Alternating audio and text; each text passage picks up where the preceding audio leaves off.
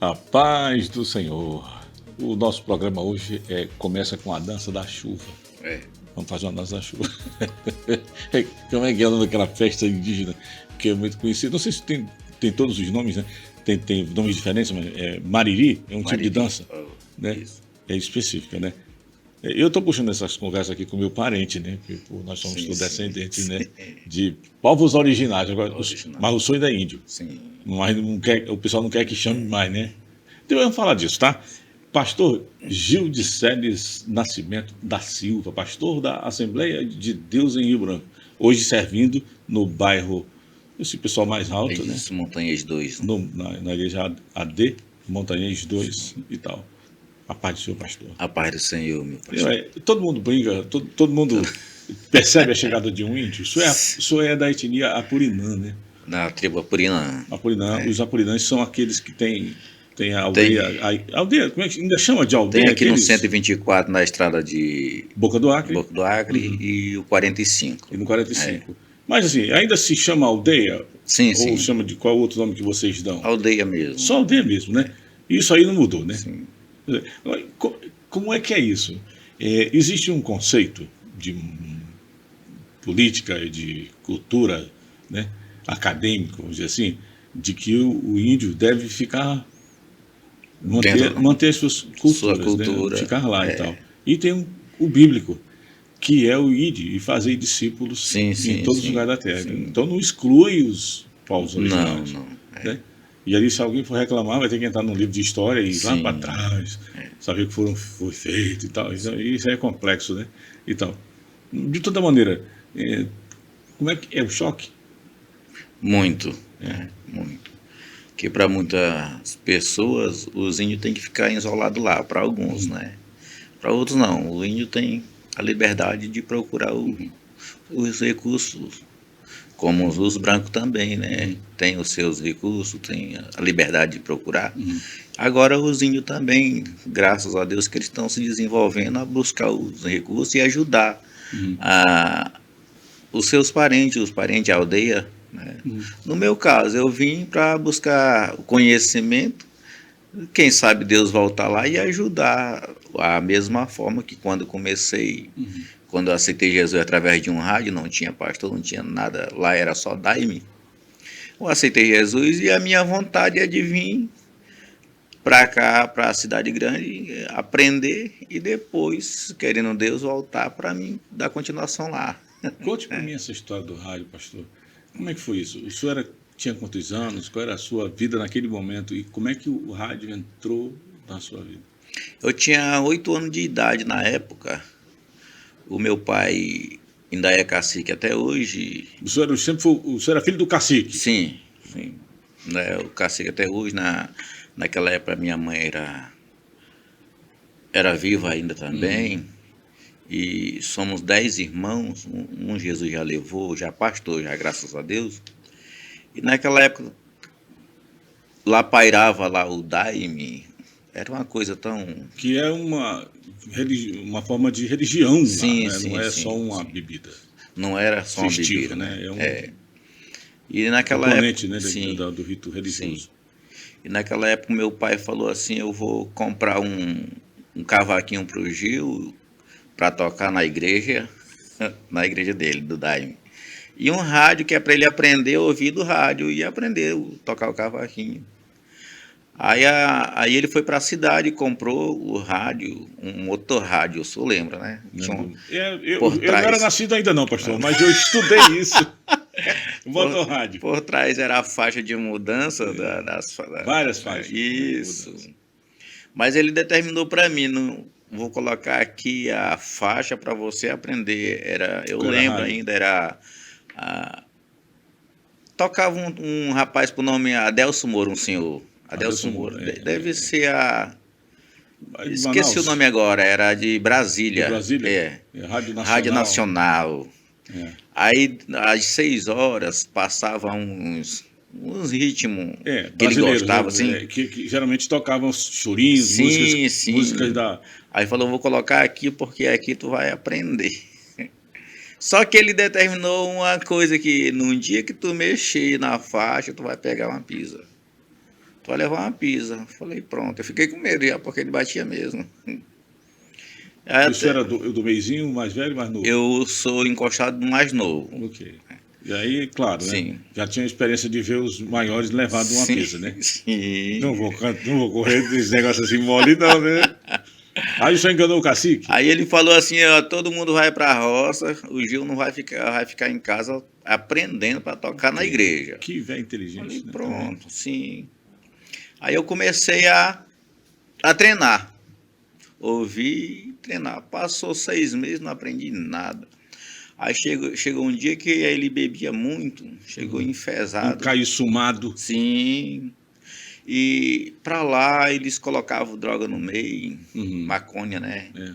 E era o diabo tomava de conta mesmo. Aí ele falou assim, um dia chegou, falou assim, não, eu vou mudar.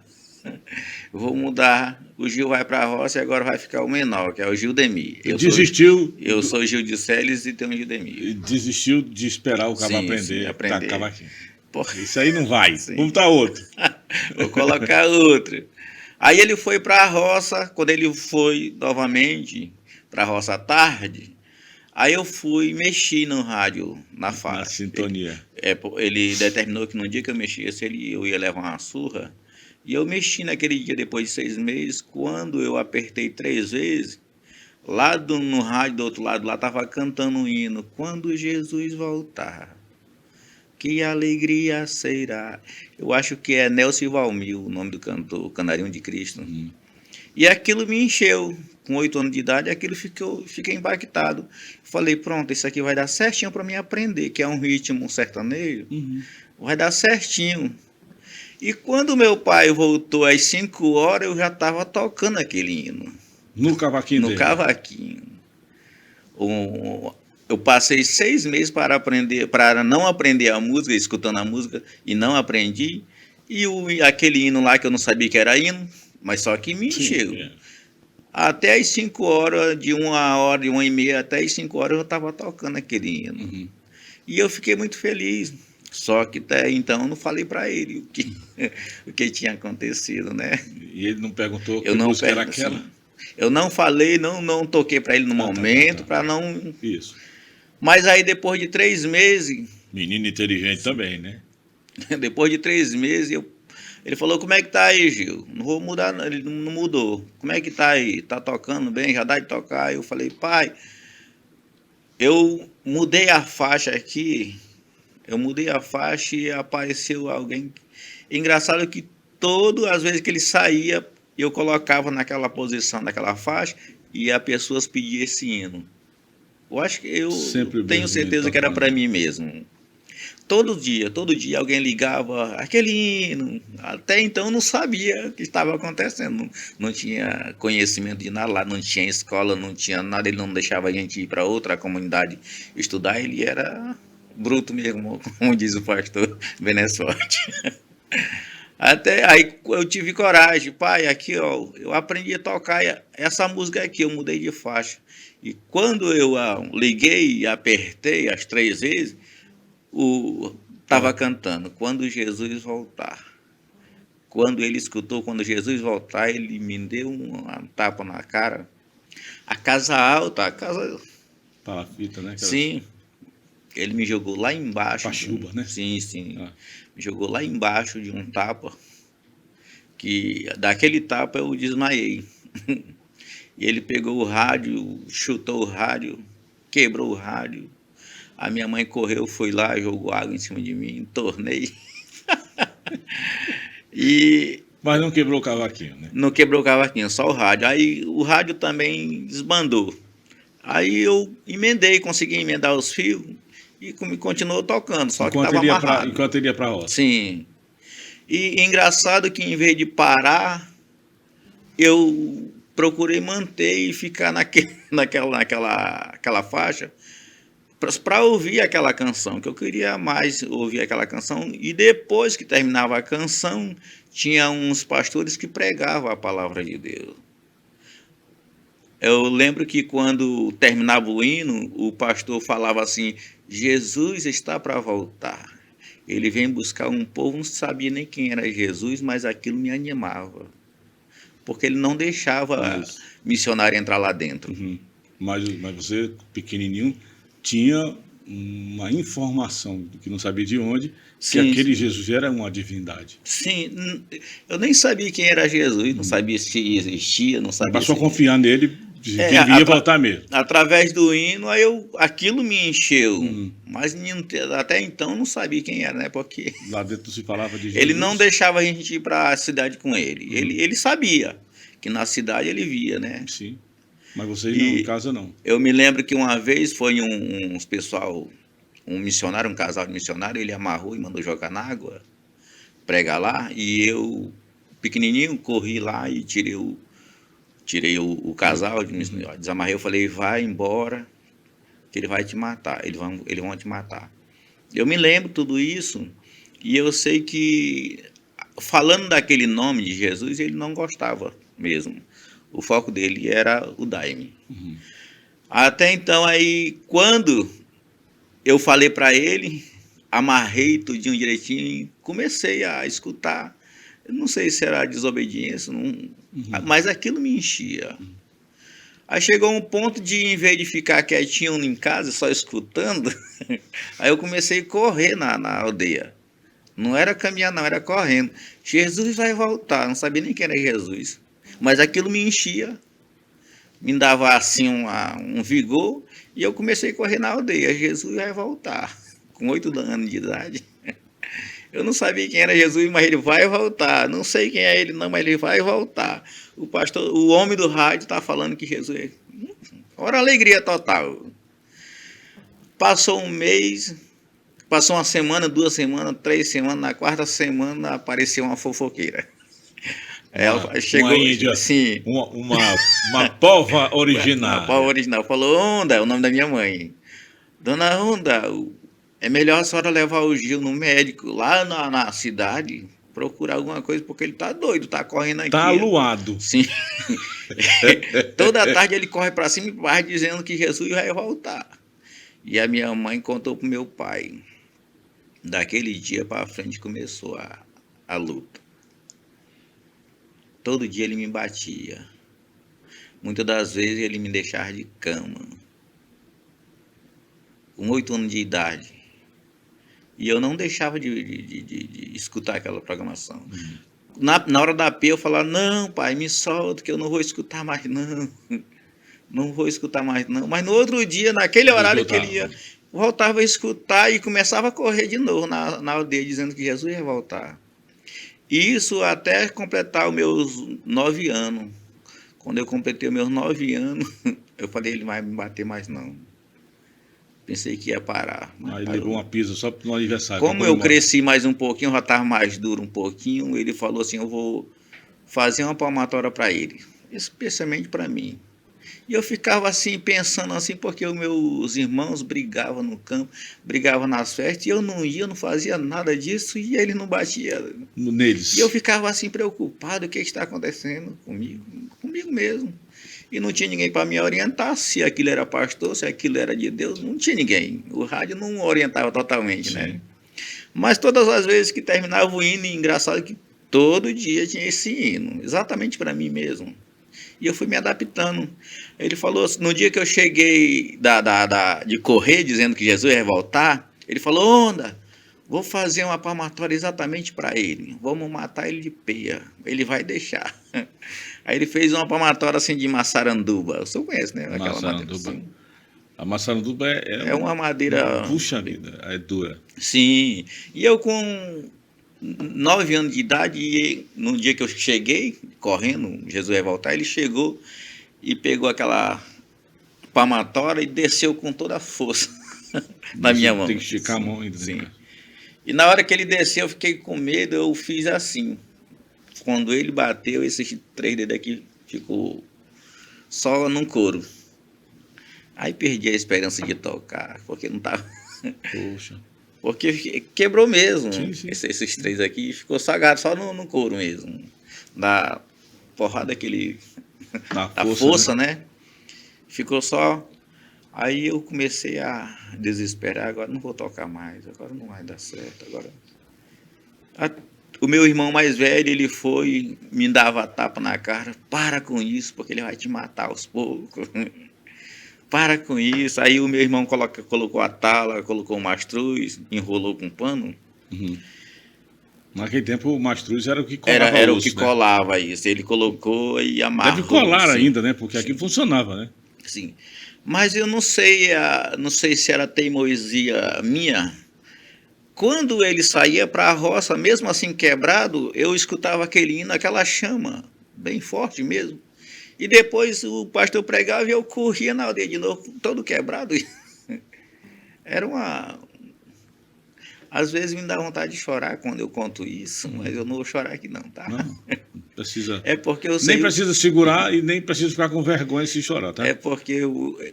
Isso lembra, Assim, revive aquele momento. Como o senhor começou a perguntar, né? Aí isso vem. Naturalmente, né? Para muitas pessoas acham que a gente inventa. Uhum.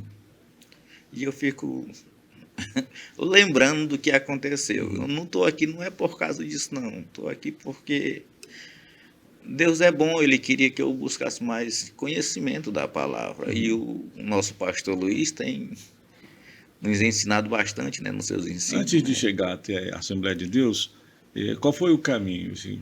Quando foi que você parou de apanhar, né? E começou a ficar livre para o seu chamado? Aí quando ele me bateu com a palmatória, caiu, ficou só de me dar no couro, o meu irmão ajeitando e me batia também, para com isso. Amanhecei há umas 2 semanas, o ruim era quando ele chegava da roça e viu que eu tinha ido na aldeia correndo, Jesus ia voltar, não Ia sabia. permanecer fazendo a mesma Sim, coisa. fazendo a mesma coisa. Ele fazia questão de tirar e puxar o meu pai. Ele era possesso, meu pai. Fazia questão de puxar. E o meu irmão, quando ele saía, o meu irmão batia, colocava de novo, mas me batia também. Era P para comer sabão e P para saber que sabão não se come. O ruim é que quando ele saltava, a minha mãe pegava. A minha mãe também era possessa. Ela gostava de uma cachaça. Meu pai era casado com uma cearense, a minha mãe era cearense. Tá. Era... Só por isso isso, que era por isso que eu sou assim, mais ou menos, não parecido muito, né? Até o cabelinho. Mas uma cabeça de um cearense, ela não se perde na genealogia, não. Todo cearense tem um... Sim. Que é porque é para onde Deus tem que usar para botar a inteligência dentro, né? Sim. Aí em 2 semanas eu amanheci o dia, eu estava fazendo isso aqui, o movimento. Eu não sei como aconteceu. Agora eu sei, milagre, né? Mas naquela época eu não sabia porque não tinha ninguém para me orientar. Eu fiquei animado, fiquei feliz por movimentar meus dedos e continuar tocando. Só que aí eu completei os 10 anos. Ele falou assim um dia, eu vou para a cidade, era meu aniversário, 10 anos. Eu vou para a cidade fazer o rancho, né? Eles falam lá o rancho, né? Compro lá o de mundo para passar o mês inteiro, para não... que é distante. E naquela época era no varejão, agora no motorzinho, tranquilo. Eu vou para a cidade fazer o rancho, para o Gil não perder muito tempo em escutando essa programação. Vocês olham, viu que eu era monitorado pelos meus irmãos. Vocês observam aí o Gil... Mas para ele não fazer mais isso, ele vai tirar a lenha de cumaru, com machado cego, 10 anos de idade, completando. Ele vai encher as talhas de água, naquela época o fogão tinha que estar cheinho, para ele ocupar e não escutar. Mas eu não sabia quem era Deus, mas graças a Deus que até 10 horas estava tudo... tudo pronto. Exatamente para me escutar o programa. Deus é bom, né? Aí naquele dia eu falei assim, eu vou escutar bem, ficar bem à vontade, Porque quando ele vai para a cidade, ele vem conversando de lá para cá, bêbado, com uns amigos. Vai demorar. Ele vai chegar aqui lá para meia-noite, eu vou estar dormindo já, eu vou ficar bem tranquilo. E a minha mãe só me batia quando meu pai me pegava. Mas aí ela foi também com ele, para tomar umas cachaçinhas, né? Pronto. Me deixou nas mãos de Jesus. Me deixou na mão de Jesus. E quando ele voltou, eu pensando, no meu pensamento ele vai, porque todas as vezes que ele vinha, ele só chegava depois de meia-noite, né? Eu estava dormindo já. Mas naquele dia foi diferente. Eu até fiquei pensando, ele vai comprar um presente para mim, ele vai mandar fazer um pé de moleque, porque naquela época era pé de moleque, o aniversário, né? Ele vai fazer alguma coisa para mim, porque os meus irmãos têm e eu não tenho. Ele vai fazer alguma coisa. Naquele dia eu fiquei à vontade. Vou pregar. Comecei a correr. Jesus vai voltar. Não sei quem é, mas ele vai voltar. O homem do rádio estava falando que Jesus... Era a minha pregação, e correndo, não era andando, não, era correndo, menino. Quando deu 5 horas, era o final da minha corrida, de dizer que Jesus, que Jesus ia. Aí o meu pai aparece, onda, gritou bem alto. Ele não tem mais jeito não, agora só a morte. E ele matava mesmo. Ele vinha do caminho assim, tomando para lá e para cá. E daquele jeito que ele estava, ele fazia. Ele foi numa casa de farinha, pegou um 128 e veio para cima de mim. É um terçado. Isso, é um terçado. E afiado, não é como o nosso da cidade, não. Porque ele tem todo dia tem que estar limpando. Para cortar coisas tem que estar todo tempo passa afiado. Lima, passa depois passa a pedra e fica cortando o cabelo, né? É mesmo. E naquele dia ele gritou. Mas também naquele dia eu tinha escutado do pastor pregar que toda a autoridade está nas nossas mãos, nosso Deus entregou, né? Expulsa o demônio, repreende a enfermidade, está na nossa mão. Agora, o problema é que nós não sabemos... Tomamos posse. Exatamente. Naquele dia o pastor estava falando isso. E o velho chegou. E ele veio com terçado. Ele não tem mais jeito não, agora ele vai morrer. Foi na casa de farinha, veio de lá para cá, assim, bêbado. Quando chegou a distância assim, de uns 10 metros longe de mim, aquilo que o pastor tinha falado, eu tomei posse nas minhas mãos. Sim. Só que eu não sabia quem era demônio, não sabia quem era Jesus, e saiu na minha boca a frase, em nome de Jesus Cristo, demônio. Eu não sabia nem quem era, mas saiu. Eu creio que foi o Espírito Santo. Em nome de Jesus Cristo, demônio, a partir de hoje tu não me bate mais. Quando eu estendi minhas mãos, meu pai caiu para trás. Ele caiu para trás, aí que eu fiquei preocupado mesmo. Agora eu matei meu pai. Tinha um bananal grande. Eu corri, era 5 horas, eu corri para dentro do bananal, passei a noite todinha chorando. Aí o rebuliço do cacique que queria matar o filho, veio as aldeias de perto, correu. Veio todo mundo para lá para procurar eu e ver o que estava acontecendo lá. Passei a noite todinha, aí veio na minha lembrança, eu vou sair daqui. Aí a voz dizia no meu ouvido, sai daqui que ele vai te matar. Não fala nesse nome não, porque eles vão te matar. Quando tu aparecer amanhã, toda a aldeia vê, eles vão te matar. Aquela voz, não fala nesse nome. Aí eu fiquei mais preocupado. Eu falei, no meu coração, quando amanheceu o dia pelo sol, a gente já sabe, né, o horário que eles vão. Não tem relógio, não tem nada, a gente já sabe.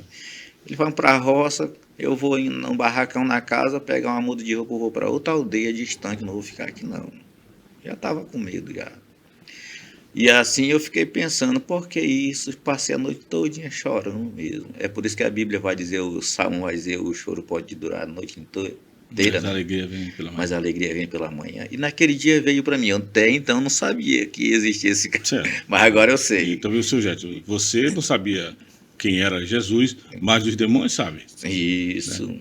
Aí eu subi. Quando eu ia subir no degrau, a escada assim de madeira roliça também, ia subir no degrau, quando eu coloquei minha cabeça, eu era mais baixo ainda. Coloquei a cabeça, meu irmão estava lá do lado do meu pai, ele no trono dele, porque tinha no trono. Agora, graças a Deus não tem mais não. Mas era do cacique. Era do cacique. Aí o meu irmão falou assim, lá está o Gil, pronto, Jesus. Aí escureceu, deu vontade de sumir, deu vontade de fazer a necessidade, tá? Me deu aquele pavor. Quando o meu irmão falou, lá está o Gil, meu pai se levantou e correu. Ele pulou no chão. Eu pensei que ele ia me dar aquele chute bem grande, porque eu não ia resistir. Mas quando ele caiu lá, ele caiu de joelho pedindo perdão. Aí que eu fiquei apavorado e perguntei o que é que está acontecendo. Me perdoa. Aí ele em seguida, me perdoa, meu filho, me perdoa. Eu falei, perdoa o que aconteceu, pai. E chorando. Se eu já estava chorando, aí aumentou o choro. Os dois. Me perdoa, meu filho, perdoa o que aconteceu. Aí ele falou assim, aconteceu no momento que tu levantou tuas mãos, eu caí e me senti descendo num buraco bem profundo. E lá naquele buraco tinha muita labareda de fogo. Só que quando eu olho para cima, eu vejo um homem muito bonito. Eu tenho certeza que ele viu Jesus. Agora quem vai chorar sou eu. Rapaz. Aleluia. Eu lembro tudo isso e me dá vontade de chorar. Mas não é um choro de tristeza, né? É um choro de alegria, né? Sim, sim. Pelo poder que eu tenho certeza que ele viu Jesus. De quem crê, né? Quando ele olha para cima e aquele ser fala para ele, e ele não achava ninguém bonito, não. Meu pai, ele era muito bravo. E ele achar aquela pessoa bonita, aquele homem bonito. Eu tenho certeza que ele viu Jesus. E ele falou assim, tu não vai descer até lá embaixo por causa dele. Aí me colocava pertinho dele, lá no topo em cima. E ele me via também. É por isso, meu filho, que eu quero te pedir perdão, que tu queria abrir minha visão e eu não estava enxergando. Me perdoa por te bater. Aí naquele dia comecemos a se abraçar, chorar. Aí ele aproveitou a ocasião que estava a aldeia inteira lá, aí depois eu via que Cedraque, Mesaque e Abednego, quando faz aquele ato glorioso da parte de Deus, né, que quando o rei vê eles lá na fornalha, aí o rei determina para todos, né? Todos, povo, vou aproveitar vocês aqui, aquele que não adorar. O Deus sim. Depois eu entendi o que Deus fez comigo também lá na minha aldeia. O meu pai fez a mesma coisa. A partir de hoje, todos vocês têm que adorar o Deus do Gil, que ele escuta no rádio. Aí ele falou assim, povo, aproveitar vocês, eu quero que vocês desmanchem aquele chapéu de palha, porque a igreja dele era um chapéu de palha, de bailar, né? Passava a noite para lá e para cá. Maracazinho. Sim. Aqueles inários, sim, né? sim. Uma musiquinha que fica balançando. Sim, passava a noite todinha tomando. E tomando para ter visões, né? Aí ele falou assim, agora aproveitar vocês aqui, vocês vão desmanchar aquele chapéu de palha, aquela igreja, e vai construir uma igreja. Uma igreja dos crentes. Aí eu fiquei animado assim, pai, o pastor do rádio vai vir para cá, esse homem do rádio vai vir para cá. Até então eu não sabia quem era pastor. Esse homem do rádio vai vir para cá porque ele ia na cidade e via como era a igreja, como era a forma de uma igreja. Aí ele falou, não, meu filho, tu vai escutar. Nesse caso ele ia à boca do Acre. Sim, né? É na boca do Acre. Ali tem um monte de Assembleia de Deus. Tu vai escutar do rádio. Eu pensando que ele ia trazer o missionário com o qual ele tinha amarrado. Cabra do rádio. Jogado na... Sim, que ele tinha ido lá. Pensei. Ele falou, não, meu filho, tu vai escutar do rádio e tu vai passar pro teu povo.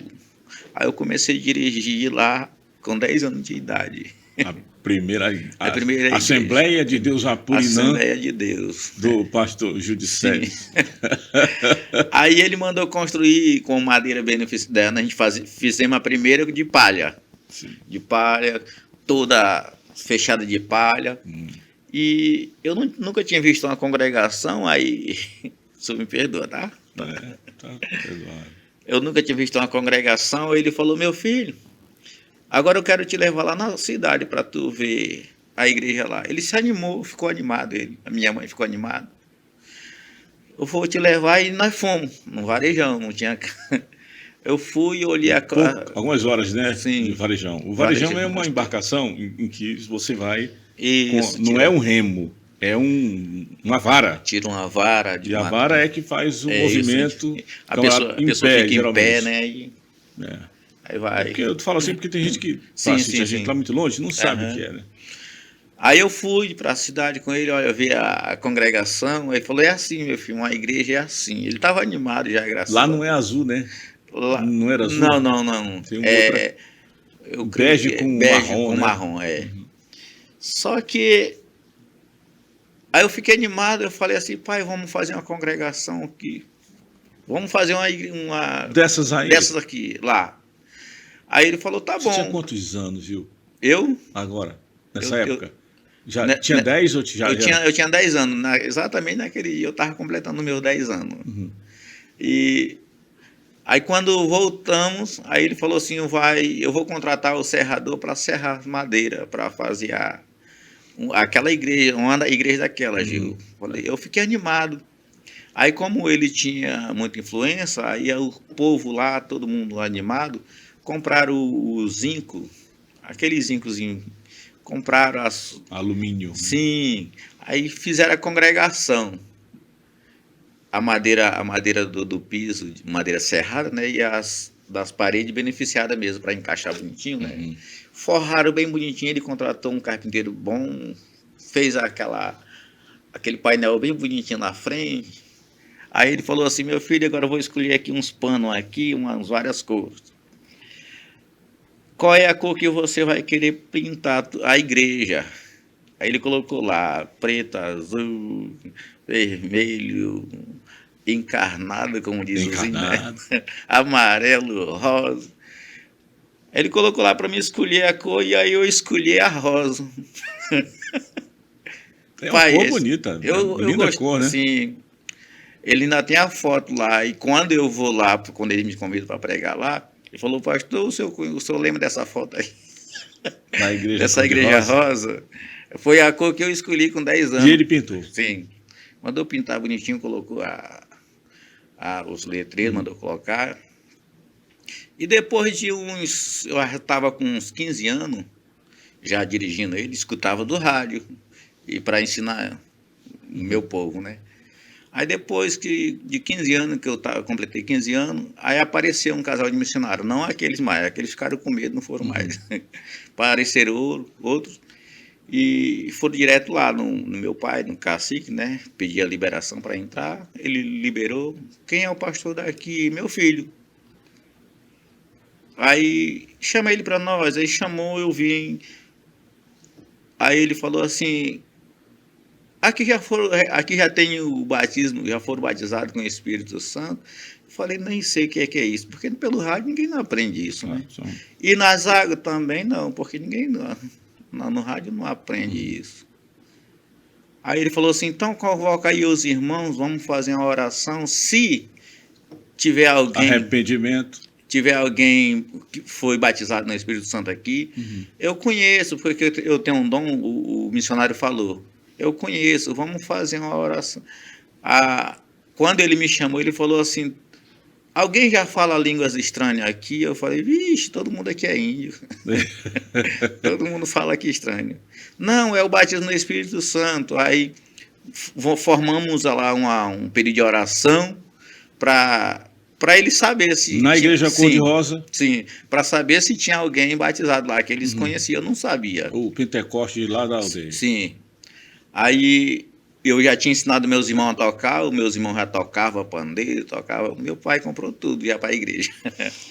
E os meus irmãos já estavam tocando cavaquinha, tambor, então vamos. Aí no rádio, HCJB, a Voz dos Andes, não sei se o senhor lembra. Eu lembro. Sempre aparecia uns hinos de fogo. Senhor, manda poder. São os corinhos, né? Sim, aí eu comecei a cantar esse hino, aí os irmãos começaram a pegar fogo lá. E tem isso em espanhol, né? Sim, e começaram a falar em línguas estranhas, aí o missionário falou, pastorzinho não, curumim. Curumim. Falei, Jesus, se fosse hoje eu ia processar esse missionário. Curumim, é isso aqui E que eu tava curumim quer falando. dizer menino, né? Sim, sim. Não é Sim. uma ofensa, mas é específico do jargão, né? Sim, Do povo indígena. Aí é isso aqui que é o batismo no Espírito Santo, já são batizados. Aí eu não sabia. Aí eu pedi para eles ficar lá com a gente lá um período para ensinar direitinho, que eu não sabia só pelo rádio. Que eu falei para ele, eu só ensino aqui o que eu aprendo no rádio aqui. E você ensinava em português ou no português mesmo. É Quechua? Sim. A língua dos japulinães? Originária? Mas eu ensinava no português mesmo porque a gente... Aí ele passou lá uns 6 meses com a gente, esse casal de missionário passou uns 6 meses lá com a gente e deu aquela visão mais ao foco da palavra, que foi a primeira vez que eu consegui ter uma Bíblia na mão, mas até então não sabia ler, porque o meu pai na época não deixava. Sim. Aí ele... A primeira vez que eu ganhei... Não precisa saber ler para pregar a palavra. Primeira vez Fala que eu do que lhe aconteceu, sim. que já está pregando, né? Sim. E você sabia? Aí ele ficou lá, ele conseguiu uns livrozinhos para ensinar, ao domingo de manhã, já começou a melhorar, os irmãos começaram a participar. Mas ele passou lá 6 meses, e quando deu 6 meses, aí a FUNAI falou assim, eu quero que todos os índios façam uma prova, um projeto, porque a gente quer levar um índio de cada aldeia para a base, para trabalhar. E o meu projeto foi melhor, mesmo sem conhecer, mesmo sem ler. E eu vim para cá, para trabalhar em Rio Branco. A primeira vez que eu vim em Rio Branco, eu vim até de barco. Paremos em Porto Acre, em 2000. É subindo o Rio Purus, né? Sim. O Rio Acre, né? Rio Acre, Rio Acre, é isso. Aí... Mas nós lá saía pelo Purus. Sim, sim, sim. Aí nós paremos em Porto Acre, que era para vir para cá, para o Rio Branco. E naquele dia, quando eu cheguei lá, exatamente em 2000, eu gosto de olhar pessoas que tocam melhor do que eu gosto de ficar olhando assim, bem pertinho. Mesmo aí naquela vinda, e eu comecei a observar um cara tocando teclado. Naquele dia, era novidade para mim, aqui já em Porto Acre, diferente, uma cidade diferente. E eu comecei, aí veio um rapaz e me chutou por trás. Eu falei, pronto, Jesus, eu vou voltar. Vai começar a perder. Daqui eu vou voltar. Aí o cara falou assim, não. Aí eu perguntei, aqui já é o Rio Branco? Não, aqui é um município do Acre. Rio Branco ainda fica mais distante um pouquinho. Eu falei, pronto, se aqui os pessoal já estão me batendo, quando chegar lá na cidade... Mas de motorzinho por aqui, dependendo do motorzinho, dá para fazer umas 6 horas tranquilo. Sim, né? sim. Aí de Porto Alegre para cá eu já vim de carro da FUNAI. Aí eu comecei a trabalhar, e a primeira escola dominical que eu participei, não estou bem lembrado do nome do bairro, não sei se é Maria Íris, onde fica ali a antiga Barro Vermelho, a cerâmica. Tinha uma igreja, eu acho que estava começando aquela congregação lá, era numa área de uma casa de madeira. E um domingo de manhã eu fui lá participar da escola. Acho que hoje chama ali Rua dos Engenheiros, alguma coisa ali, por aquela região ali, né? Sim. Tem uma congregação bonita lá agora, né? Antes o Barro Vermelho fica mais por trás lá do universitário. Sim. Enfim, mas ali é muito importante agora. Aí eu comecei a participar da escola dominical, e naquele dia o pastor, o professor lá estava ensinando sobre quando Jesus estava andando sobre as águas, né? E que o discípulo, que os discípulos ficaram preocupados, quem é isso? E naquele dia eu falei, puxa, isso aqui dá uma música. Já que eu sei tocar, eu vou fazer uma música. E daquela lição lá, daquela aula que ele estava dando, saiu uma música. Aí eu falei, pronto, agora eu vou ser cantor.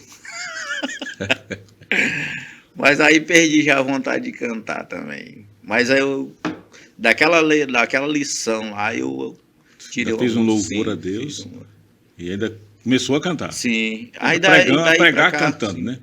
Daí pra cá a gente viajava tanto, não era casado, viajava tanto. E Deus sempre falava, tu vai passar pouco tempo aqui, através de vaso. Passar pouco tempo aqui porque eu vim para um propósito melhor.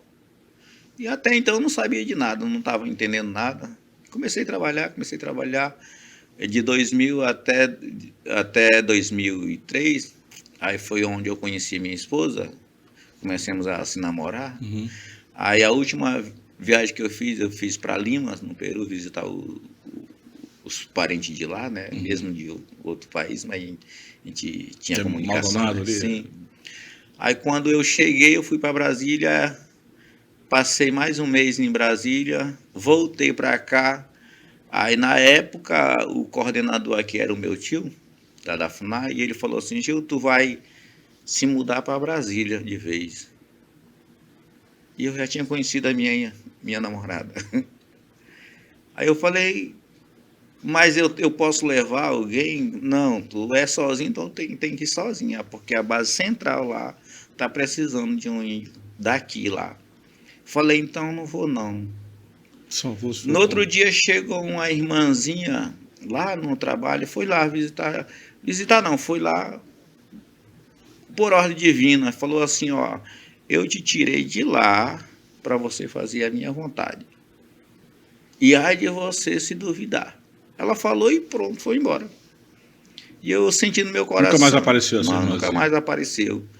Aí eu falei, pai, tio, eu não vou sair da FUNAI. Aquilo já me encheu, a voz daquela mulher, já me encheu. Eu falei, tio, eu vou sair. Deus falou para mim sair. Eu vou sair. Saí.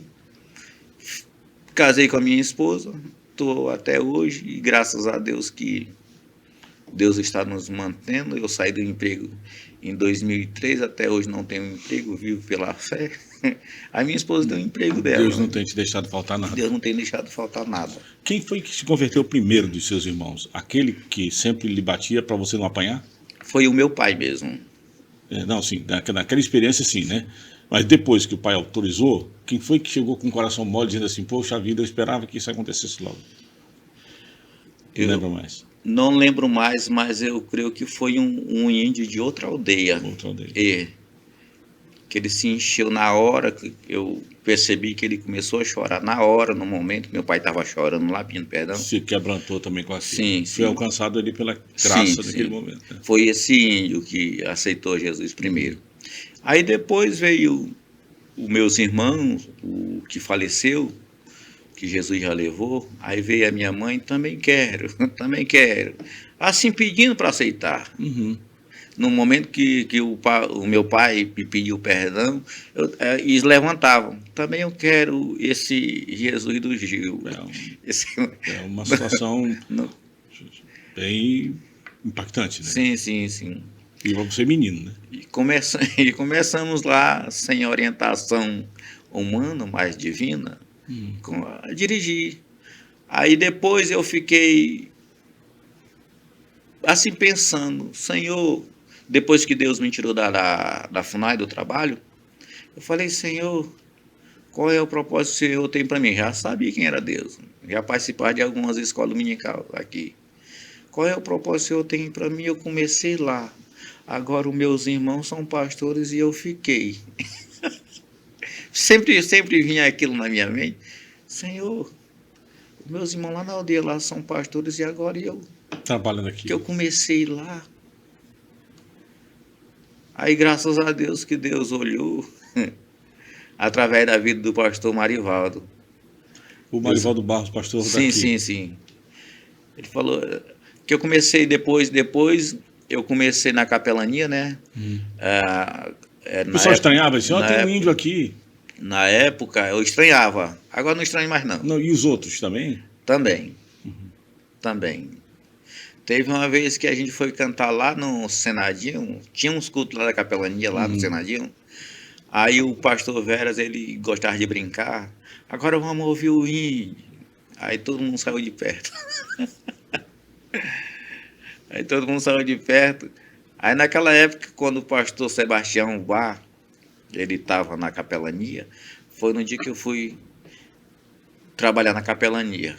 Aí antes de trabalhar na capelania, eu vi que a situação na casa não estava muito bem, financeiramente, né? Falei, minha filha, eu vou atrás do emprego. E ela falou, vai mesmo. Vai mesmo, porque o negócio está ruim.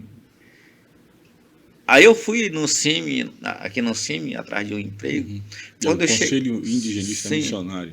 Quando eu cheguei lá atrás do emprego, aí a moça nem olhou para mim. Uma moça forte, com um brincão assim grande, sem nenhum problema, mas eu achei que ela não era muito crente, não. Uhum. Falei, minha filha, tu me atende direito aí, vê o que é que tem aqui para mim, no cadastro aí. Aí ela olhou para mim, só não tem nada para ti aqui, não. Aí eu saí para fora, ruim, porque na minha casa não tava muito bem, não tinha nada. A minha esposa tinha pedido para mim procurar um emprego, né? Já era casado. Eu fui e a mulher falou, não tem nada. Eu fui triste. Daqui a pouco a mulher sai lá fora, eu já estava lá fora chorando. Senhor, o Senhor me tirou lá da fundo, só para me passar aqui a necessidade agora. Aí a mulher sai com aqueles brincão, falou, ei, olha para mim. Tu prometeu algo para mim, eu não esqueço. Eu falei, pronto, Jesus. Eu nem conheço a mulher, nem prometi nada para ela. Mas aquilo já veio no meu coração, tu prometeu para mim, não foi para ela, não. Aí naquele dia... Não é ela não, tá? Sou eu. Isso, através. veio no meu coração. Eu falei, então eu vou visitar no hospital. De lá eu fui para o hospital da fundação. Ela disse isso e simplesmente foi embora. E foi embora, só falou isso e foi embora. Falei, pronto, Jesus, eu não tenho nada em casa.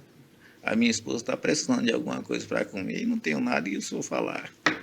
E eu fui chorando para o hospital. Tinha uma cunhada minha que estava internada no hospital com luto.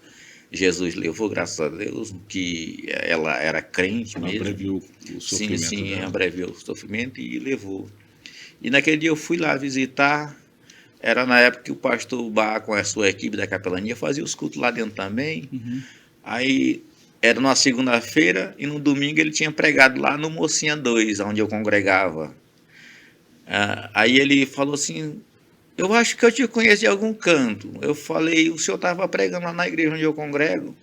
Ontem eu cuidei do seu filho, o seu filho derrubou tudo lá, o seu netinho. E eu peguei ele no colo, comecei a segurar ele. Eu congrego lá. Falou, tu não quer trabalhar na capelania? Não, tu dá certinho. Aquela forma que tu fez com meu neto, tu cuidou bem, eu pregando, tu cuidou bem. Não quer trabalhar na capelania, não? Deus quer pessoas assim. Eu falei, eu quero. Aí ele falou assim, mas ninguém ganha nada, a não ser um passaporte para o céu. Eu falei, é desse jeito que eu quero. Aí de lá eu liguei para minha esposa, minha filha, eu arrumei um emprego. Só que não tem salário. Onde é o emprego, meu filho? Eu falei na capela, ela já conhecia, já como ela era crente, ela já conhecia. Na capelania, mão amiga, só tem um passaporte para o céu, minha filha. Se não me falha a memória, a capelania é a irmã Anne. Sim, agora é a Anne Pérez. Agora é a esposa do pastor Vá, né? Isso, naquela época, né? Que passou pelo pastor Veras e depois agora ela assumiu. Depois que ele morreu, ela tomou conta da... Aí quando eu falei isso, minhas filhas, eu encontrei um emprego na capelania Mão Amiga. Ela já sabia. Aí ela, glória a Deus. Eu falei, pronto, a mulher estava precisando de dinheiro. Então, glória a Deus, bem alta assim. Ela falou, não, meu filho, eu queria que tu fizesse alguma coisa, especialmente na obra do Senhor. Eu falei, pronto, Jesus. A mulher aprovou, pai. Aí eu comecei a trabalhar na capelania, para cima e para baixo, para cima e para baixo. Penitenciária, atrás de penitenciária. E através desse trabalho, Deus foi nos abençoando. Ela passou no concurso no Detran, está lá. E graças a Deus que Deus tem nos abençoado ricamente. Hoje eu queria muito, porque eu lhe vi tocando violão, cantando, né? E eu fiquei impressionado com a sua habilidade como músico também. E aí eu falei, mas esse programa aqui é assim mesmo, para conversar, né? Então, sim. Não rolou o violão, né? Mas rolou uma ótima conversa. Sim. Quando você foi consagrado pastor, quanto tempo depois dos 8 anos de idade? Dos 8 anos de idade? Isso. Você tinha 8 anos na aldeia, desde aquela experiência dos 10 anos. 10 anos. Quantos anos depois o senhor foi consagrado? Naquela época da diária, não estou lembrado bem o ano, não sei se foi 2012 ou foi 13, que o pastor Radamés, o coordenador agora de jovem, foi dirigir o Mocinha Magalhães. Ele era jovem, tinha casado com a Aninha, foi dirigir onde a gente congregava o Mocinha Magalhães 2. Aí lá ele, no tempo do Enob, em Sena Madureira, ele me indicou ao diaconato. Nós fomos. Dali Deus começou a nos abençoar. A minha filha, eu vou comprar uma bis para a gente ir para a Sena. Uma motinha. Sim. Nós fomos para a Sena, a consagração. Aí o pastor Jussemi, na época, ele era o coordenador da... Deixa eu ver aqui. Uma derby? Não. Eu acho que ele era coordenador da regional, não estou bem lembrado direito. Ele foi vice-presidente da Assembleia de Deus em Rio Branco, né? Hoje aí ele preside a Igreja Assembleia de Deus do segundo distrito. Aí ele falou para mim assim, o pastor José me falou para mim, Deus conta contigo. E a Igreja Assembleia de Deus conta contigo. Falei, Deus está no negócio. Aí fui consagrado. Comecei a trabalhar na capelania. Trabalhei 3 anos junto com os irmãos. Aí a irmã Anne já tinha assumido, e ela falou assim, Gil, diácono Gil, eu era vice da irmã Anne. Gil, o pastor Marivaldo conversou comigo e quer uma pessoa para... Ele era pastor Marivaldo, ele era coordenador da regional. Da regional, sim. Nessa época. Sim. O diácono Gil, o pastor Marivaldo conversou comigo e quer alguém da capelania para trabalhar num ponto de pregação lá no Jorge Calume. Só não tem casa, só não tem nada. Só é moleza para quem quer. Aí eu falei, eu fico tão chateado quando alguém fala de pastor. É, né? Porque também. Me dê mesmo só um carocinho da vida. Tem muitas pessoas que você pensa que os pastores têm. Tem muitos que só querem quando a igreja está cheia ou o som está adequado. Mas são poucos. São poucos mesmo. É uma minoria absoluta. Graças a Deus. Graças a Deus. Aí naquele dia, aí eu falei, então vou levar todos os capelãos para me visitar lá e já fazer um culto lá. Até então não sabia onde é que era o Jorge Calume. Ela já sabia que ela tinha uma casa lá. Na saída de Rio Branco por uma estrada chamada C90.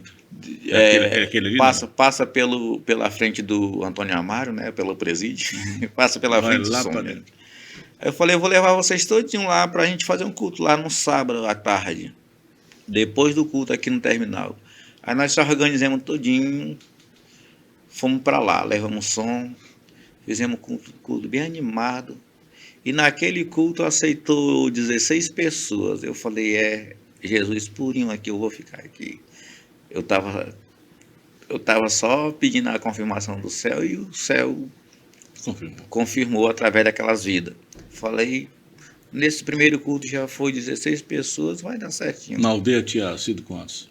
Na aldeia foi a aldeia toda. A aldeia toda, né? Foi. Agora, o senhor voltou lá, pastor Gil de Sedes? Sempre tenho voltado lá. Eles gostam demais. Quando é que tu vai vir para cá de vez, cuidar das ovelhinhas que o senhor deixou para trás? Até os meus irmãos me chamam de senhor. Meu pastor, meus irmãos. Então aquele menino que apanhava agora sim, é o senhor, pastor. Falando no meu pai, ele é diácono, ou um homem bruto, como diz o pastor Venezuela. Não é mais. Agora não é mais, é quando você entra... A aldeia Apurinã, como é que chama a aldeia lá? Lá é a aldeia Camapa, é isso. Isso, a aldeia Apurinã. Aldeia Cajueiro, mas a indígena é a aldeia Camapa, o nome. Camapa. Tem aquela de frente a Boco do Acre, a Camicoã, né? E subindo no rio para cima do Purus, uns 3 horas. Mas aquela ali o senhor já fechou. Ali já é uma Assembleia de Deus Cor-de-Rosa do pastor Gil de Sedes. Agora é azul. Agora é azul. Agora é pintado de azul. Pastor, que Deus continue a abençoar a sua vida. Eu espero que tenha oportunidade de outra vez. Nós vamos fazer aqui um Mariri Santo. Vamos fazer um siribolo. só cantando corinho aqui. Vamos fazer uma festa. Isso é muito bom. Tá. Muito que bom. Deus continue a abençoar a sua Amém. vida. Muito obrigado por ter vindo aqui ao Pode Crente. Espero que o senhor tenha gostado muito e que o senhor esteja disponível para voltar aqui quando a gente chamar, e nós vamos chamar. Amém. Tá vendo? Quero pedir perdão por quase chorar, tá? Não. Porque quando a gente lembra dessas coisas, né, a gente sabe Só que o nosso Deus perdão para Deus. Sabe que o nosso Deus está os nossos conosco. erros só desagradam a Ele e só Ele pode apagar. né? Não é todas as atividades ou pregação que eu faço, as congregações onde eu vou, que eu conto meu testemunho, não. Tem momento que Deus Permite. pede para me contar. É claro. Mas não se envergonhe disso. Então Sim. não tem por que pedir perdão, Amém. tá? Amém. Que Deus te abençoe mais e mais. Amém, meu pastor. Que a graça de nosso Senhor Jesus Cristo, o amor de Deus, nosso Pai, a comunhão e as consolações do Espírito Santo sejam com o povo de Deus agora e para todo sempre. Eu e o pastor Gidiceles dizemos juntos amém. Amém. E se você também crê, diga você onde você está. Amém. Até o próximo Pode Crente. A paz do Senhor.